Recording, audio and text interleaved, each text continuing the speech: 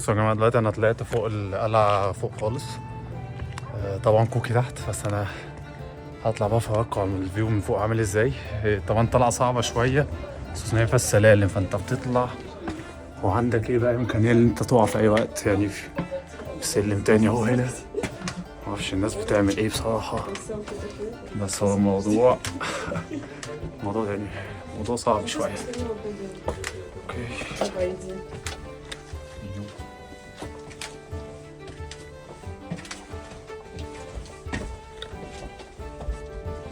بس الدنيا ضيقة.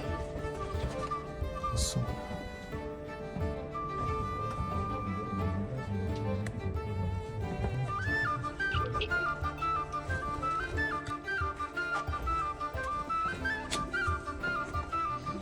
بصوا الأوض دي عاملة ازاي،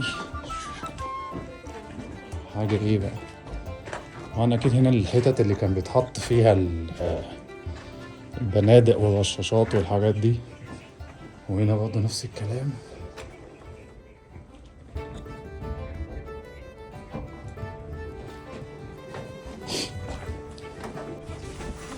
نطلع بقى فوق خالص. طلع هنا ايه بقى، بالايد والرجل حرفيا.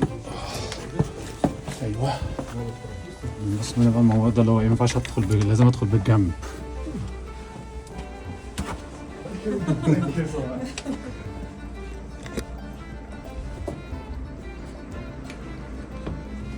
كده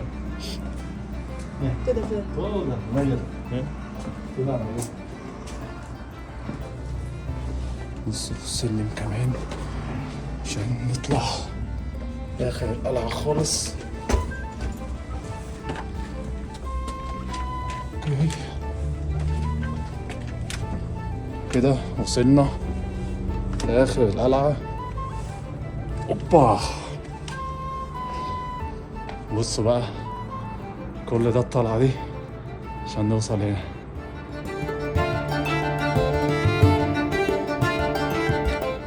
طلعنا يا جماعة فوق ونزلنا. الدنيا جميلة والفيو من فوق جميل بصراحة. تتفرج بقى على حاجات قديمة وتشوف الناس زمان كانوا بيبقوا ازاي بيقفوا في القلاع والحاجات دي والأسلحة والطوب القديم وكل ده يعني. فلا يعني مغامرة حلوة بصراحة.